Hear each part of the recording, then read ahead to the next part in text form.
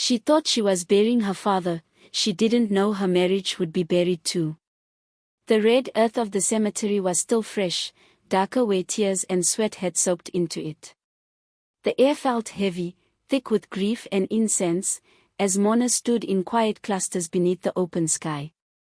Abigail stood near the grave, dressed in black, one hand resting protectively on her swollen belly.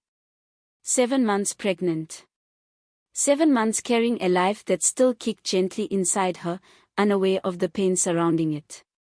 The priest's voice trembled as he spoke the final prayers. Abigail barely heard the words. Her eyes were fixed on the casket as it was slowly lowered into the ground. This was the man who raised her. Her protector. Her only constant. And now, he was gone. Her chest tightened. She swallowed hard, fighting tears that burned behind her eyes. Papa, please don't leave me now. Then she felt it. Footsteps behind her. Firm. Unhurried. She turned, expecting a quiet word of comfort. Instead, she saw her husband standing there, his face unreadable. Adrian's suit was crisp, expensive, untouched by grief. In his hand was a thick envelope. Sign these, he said flatly. Abigail blinked, confused. What? Sign the divorce papers, Abigail. I can't live with you anymore. The world tilted. The sound of the cemetery faded into a dull roar. Divorce, here. Now? She looked around, half expecting this to be some cruel misunderstanding. But Adrian's eyes were cold, distant, like she was a stranger. My father just died, she whispered. I'm pregnant with your child. This is exactly why it has to happen now, he replied. I'm done pretending. You don't fit my life. You never did. The words sliced through her. Too simple. Too boring. Too small for his ambitions. Each sentence landed like a blow, stealing her breath. And then she saw her, standing a few steps behind him. Another woman. Well-dressed. Composed. Watching everything. Was this really happening at her father's grave? People had started to stare. Mourning faces turned curious, then uncomfortable. Whispers rippled through the crowd. Abigail felt exposed, stripped bare in front of strangers while her heart was already broken open. Her hands trembled as the envelope was pushed closer to her chest. She wanted to scream. To run. To collapse beside the grave and disappear with her father beneath the earth. This can't be how my story ends. Slowly, she took the pen. Slowly, she signed her name. Each letter felt like a farewell to the life she thought she had. Adrian took the papers without another word and walked away. As dirt began to fall onto the casket, Abigail stood frozen, holding her belly, holding herself together as everything else fell apart. At her lowest moment, he chose cruelty. Abigail's hands still shook from the grave as she followed Adrian to a quiet corner of the cemetery, away from the murmuring crowd. She tried to steady her voice, tried to make sense of the nightmare unfolding. Why now?" she whispered, barely audible. Adrian looked at her with that cold, measured stare, as if emotion were a foreign language he had never learned. "Because, Abigail," he said smoothly, "I can't waste my life on someone who doesn't excite me anymore. I've grown bored. Life is short, and I need more than this." Her stomach tightened. "Bored? My father just died, and I'm carrying your child." He shrugged, a gesture so casual it made her stomach drop. "Life doesn't wait for your convenience. And frankly, neither do I." Abigail's heart ached with disbelief. Is this even real? She thought, her mind struggling to grasp his words. How could someone she loved, trusted, Mary, speak this way in front of everyone? Adrian's gaze flicked to the side, where his family stood, quiet, silent, and approving. Their eyes didn't hide satisfaction, they were witnesses to the plan, silent accomplices in her humiliation. And her? Abigail asked, nodding toward the other woman standing a short distance away. Adrian smiled faintly, a predator pleased with his catch. She's been waiting for me. Someone who matches my ambition, my lifestyle. Someone who won't hold me back. Abigail's lips parted, but no words came. She wanted to shout, to plead, to beg him to see reason, but it was useless. Every sentence he spoke felt like a nail being driven into the coffin of her marriage. You planned this? She asked, her voice trembling. Of course, he said. Why wouldn't I? Life is about choices, Abigail.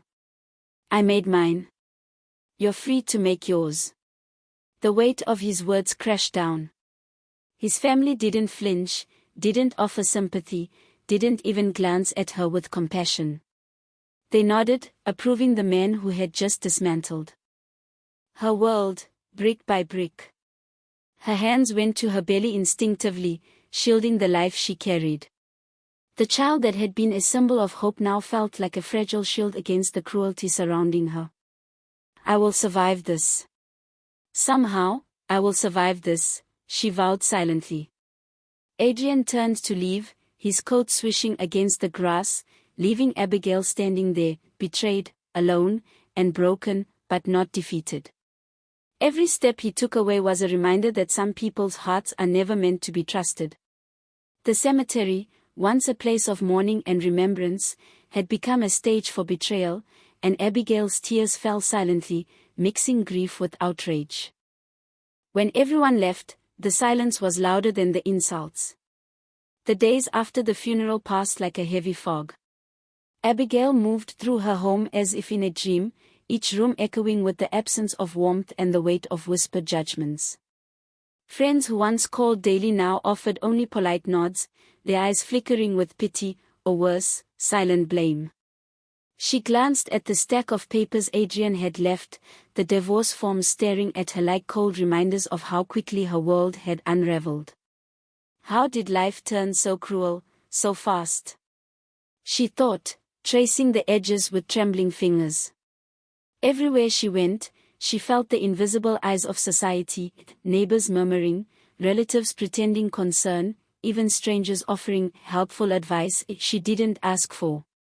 Their words scratched at her already raw heart. Wasn't he a wonderful man?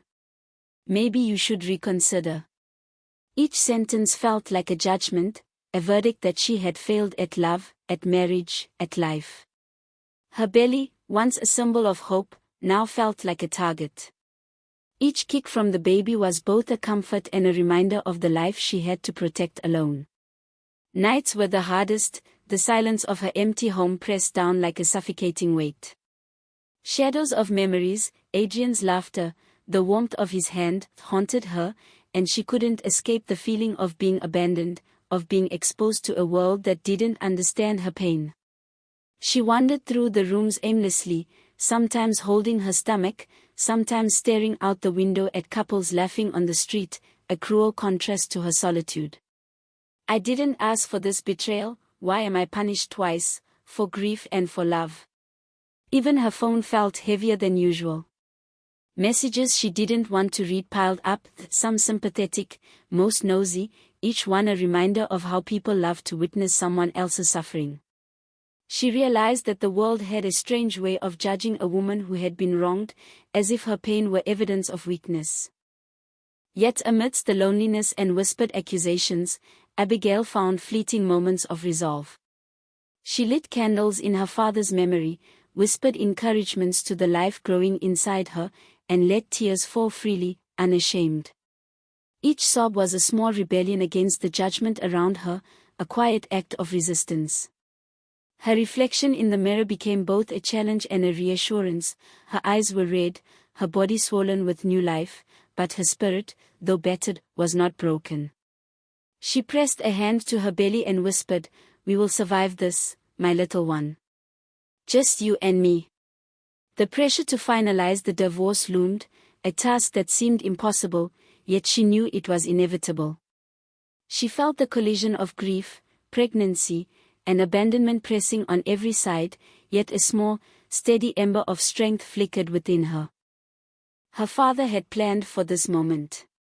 Abigail hesitated at the threshold of her father's study, the familiar scent of old books and polished wood pulling at memories of warmth and guidance. The room was quiet, almost reverent, as if it had been waiting for her to return. Her fingers traced the spines of his books, lingering on titles he had once recommended with a smile, until her eyes fell on a small, ornate box tucked beneath the desk. With trembling hands, she lifted the lid and discovered a folded letter resting atop a tiny brass key. The paper was worn but carefully preserved, her father's handwriting unmistakable. Why would he leave something for me now? She wondered, a flicker of curiosity cutting through the haze of grief. She unfolded the letter, the words unfolding a world of love, protection, and foresight. He had anticipated dangers she hadn't even imagined, and in careful, deliberate sentences, he guided her toward a secret he hoped would shield her and her unborn child. Each line filled her with a mix of sorrow and hope, the kind that stings because it comes too late yet still matters profoundly. Her pulse quickened as she examined the key. The letter hinted at a hidden compartment in the study, an inheritance, a safeguard, something to secure her future. She felt the first real spark of agency since Adrian's betrayal, a sense that her life wasn't entirely dictated by those who had wronged her. Could this be the lifeline I've been waiting for? Abigail's eyes scanned the room, noting the subtle carvings and hidden grooves her father had always joked were meaningless. Now, each detail seemed intentional, a puzzle designed to guide her. She knelt before the desk, fitting the key into a discreet lock she had never noticed before, her hands shaking with a mixture of fear, excitement, and longing. As the compartment opened, she discovered more than just material protection, it was a tangible reminder that her father had believed in her strength, even when she had doubted herself. The items inside, a combination of documents, a small envelope, and a few personal keepsakes, spoke volumes of the careful thought he had put into ensuring she would not face the world alone. Abigail pressed the letter to her chest, tears sliding down her cheeks, not of grief this time, but of recognition and gratitude. The heaviness that had weighed on her heart for weeks began to lift, replaced by a quiet determination. For the first time in days, she felt a flicker of hope that she could rise, not just survive. She stood and looked out the window, imagining a future where she could protect herself and the life growing inside her. The questions of betrayal and loss were still there, but urgency now guided her steps, each one toward reclaiming control, toward turning her father's careful planning into action. The man they underestimated left her everything. The bank lobby was quiet, polished, and intimidating, its marble floors reflecting a world Abigail had never imagined stepping into alone. She adjusted her coat, one hand resting on her belly, the other clutching her father's letter and the key. Every step forward felt heavy, as if she were walking toward a truth she wasn't sure she was ready to face. A senior bank officer greeted her with unusual respect, his tone careful, almost reverent. He led her into a private room, closing the door gently behind them. Abigail sat, her heart pounding, as folders were placed neatly on the table in front of her. Thick folders. Too many to ignore. These documents belong to your father, the man said softly. And now, to you. As Abigail opened the first file, numbers stared back at her, figures so large they didn't seem real. Properties. Investments. Accounts spread across cities she had never visited. Her breath caught in her throat. She turned page after page, disbelief growing with every line. Is this correct? She asked, her voice barely steady. The officer nodded. Your father was a very careful man. He built everything quietly. He didn't want attention. He wanted protection. Her hands trembled as the truth settled in. This wasn't a small safety net. This was a vast, carefully hidden fortune. Enough to secure generations. Enough to change everything. All this time. I thought I had nothing. Memories flooded back, her father's calm confidence, his insistence on independence, his quiet warnings about trust. Suddenly, his words made sense. He hadn't been distant, he had been preparing. Preparing her for a world that could turn cruel without warning.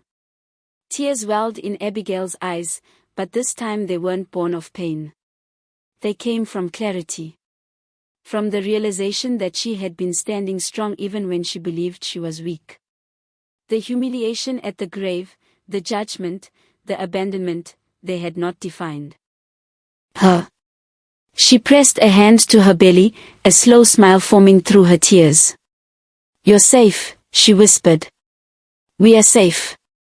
The bank officer slid another document toward her. "Everything is legally protected. No one can touch it without your consent." Abigail inhaled deeply.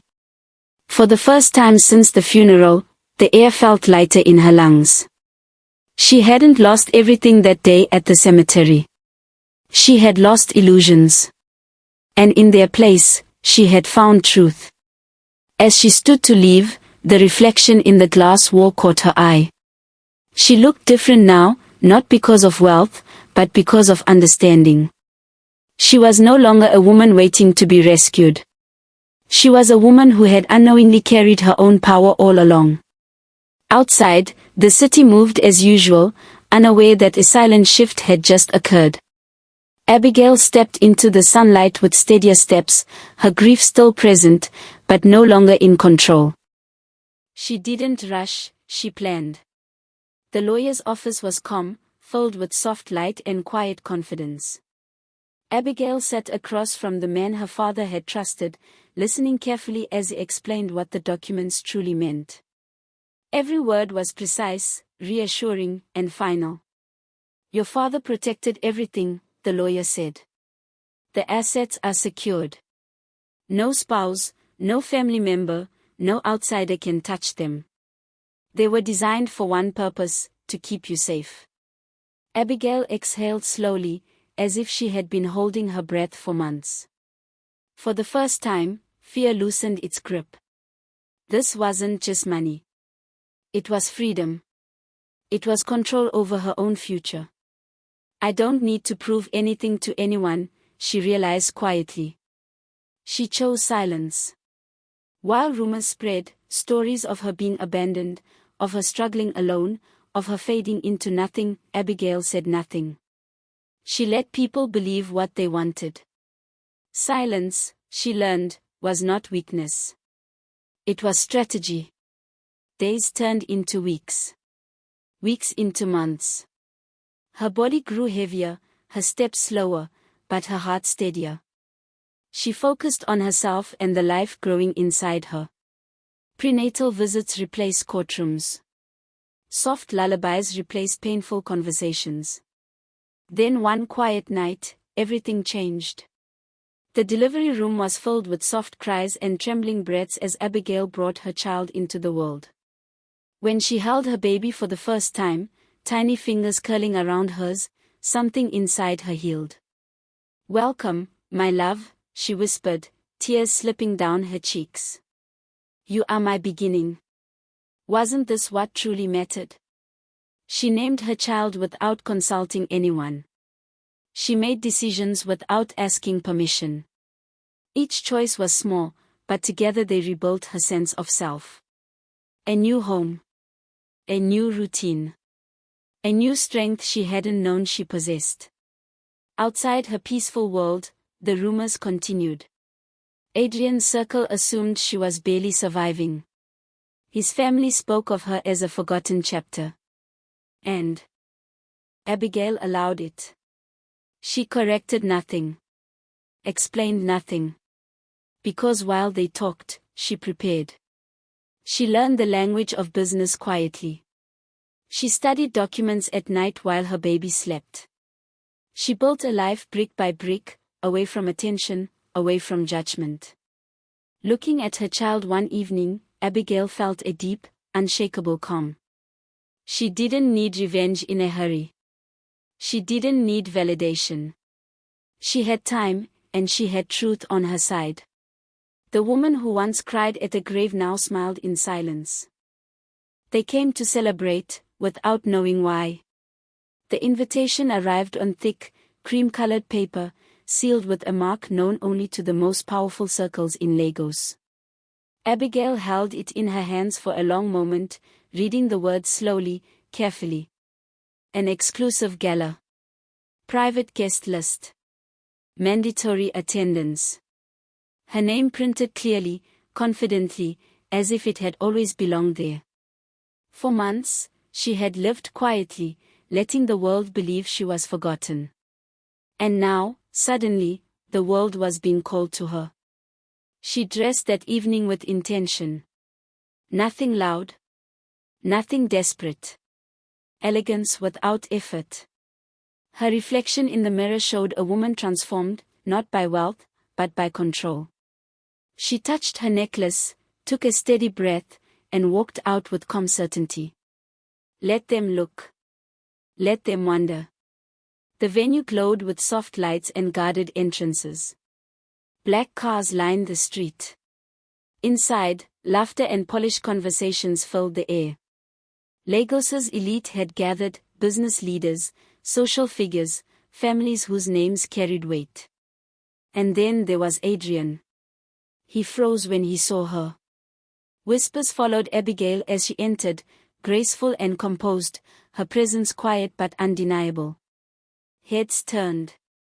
Conversations paused. People leaned closer, curiosity rippling through the room. Is that her? I thought she disappeared. How does she look so unbothered? Abigail moved through the crowd with gentle confidence, greeting a few familiar faces, offering polite smiles without explanations. She didn't rush. She didn't hide. She allowed the mystery to grow. Adrian's family watched from across the room, confusion written on their faces. This was not the woman they had dismissed. Not the broken, abandoned wife they expected to fade into silence. Who was she now? A host took the stage, thanking guests for attending such a special evening. The words were vague, intentionally so. No details. Just anticipation. The room leaned in. Abigail stood near the edge, her posture relaxed, her expression calm. Inside, her heart beat steadily, not with fear, but readiness. Wasn't it strange how power shifts without warning? As music played softly in the background, eyes continued to drift toward her. She didn't speak. She didn't explain. Her silence did more than words ever could. Tonight was not about revenge. It was about presence. About reminding the world, and those who betrayed her, that disappearance had been a choice, not a defeat. She lifted her chin slightly, meeting Adrian's gaze across the room for just a second before looking away. That single moment unsettled him more than any confrontation ever could. Because mystery, when paired with confidence, becomes power. This was the moment patience paid off. The lights dimmed slightly as the host stepped aside and called Abigail's name. A quiet wave of surprise rolled through the room. Conversations stopped. Glasses paused mid-air. Every eye turned toward her as she walked to the stage, calm, steady, unhurried. She stood at the podium for a moment without speaking, allowing the silence to stretch. In that pause, the room leaned closer, drawn in by curiosity and tension. I didn't come here tonight to celebrate, Abigail began, her voice clear and composed. I came to tell the truth. A murmur spread through the audience. She lifted her gaze and continued. Months ago, at my father's grave, while I was pregnant and grieving, my husband divorced me. Not in private. Not with dignity. But publicly, at the moment I was at my weakest. The room grew still. Faces shifted. Some guests looked uncomfortable. Others leaned forward, unable to look away. Abigail recounted the scene with measured calm, the envelope, the cold words, the other woman standing nearby. She didn't raise her voice. She didn't dramatize. The power was in her restraint. Some people believed I was abandoned because I was unworthy, she said softly. That I was left because I had nothing. She paused, then gestured to the screen behind her. Documents appeared. Dates. Signatures. Records that told a different story. Evidence of lies, manipulation, and plans made long before the funeral. Proof that the divorce was calculated, that the betrayal was intentional. Gas rippled through the hall. Adrian shifted in his seat. His family froze, their confident expressions cracking under the weight of exposure. Abigail continued, her hands steady. My father prepared for this world better than I understood at the time. He protected me, not just with love, but with foresight. She looked out over the crowd, meeting eyes one by one. I stayed silent because I needed clarity, not chaos. Tonight, I speak because silence is no longer necessary. I am not afraid anymore. A woman near the front wiped away tears. Someone whispered, I had no idea. The tension broke like glass, voices rising all at once. How could they do that to her? She was pregnant. They planned this. The truth moved through the room like a storm, fast, unstoppable, cleansing. Adrian stood abruptly, his face pale, but it was too late. The evidence spoke louder than denial ever could. Abigail stepped back from the podium, her heart pounding, not with fear, but release.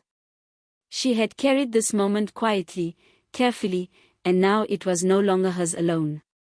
Wasn't this what justice looked like?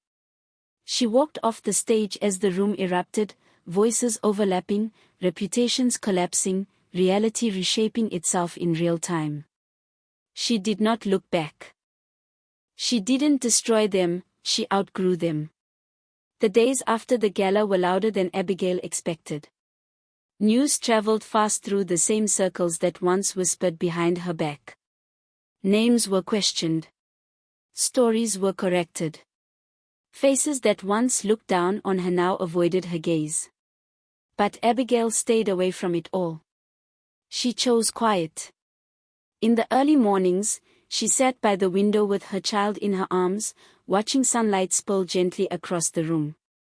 The world felt different now, not because it had changed, but because she had.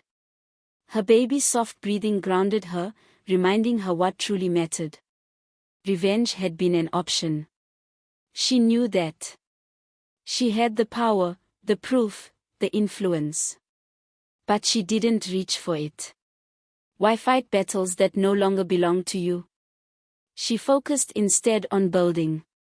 On learning. On shaping a future that felt honest and peaceful. Her days filled with small, meaningful routines, reading, planning, laughing softly at moments she once thought she'd never have again. I don't need their regret to feel whole. From a distance, she heard how consequences unfolded on their own. Adrian lost trust. Opportunities quietly slipped away. Invitations stopped coming. The same society that once applauded him now watched in silence as his image slowly crumbled. Abigail didn't celebrate it. She understood something deeper now, that dignity was stronger than revenge, and walking away was sometimes the greatest victory. She had reclaimed her name without raising her voice.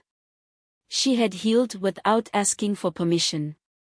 One afternoon, she visited her father's grave again. This time, she wasn't shaking. She stood tall, her child asleep against her chest, and placed fresh flowers on the ground. You were right, she whispered. I was stronger than I knew. The wind moved gently through the trees, and for the first time, the place felt peaceful instead of painful. She turned and walked away without looking back. Her future waited, not defined by betrayal, but by resilience. Not shaped by loss, but by choice. She stepped forward, unbreakable, carrying love, truth, and a life she had rebuilt with her own hands. She didn't destroy them. She outgrew them. And that was the power they never saw coming.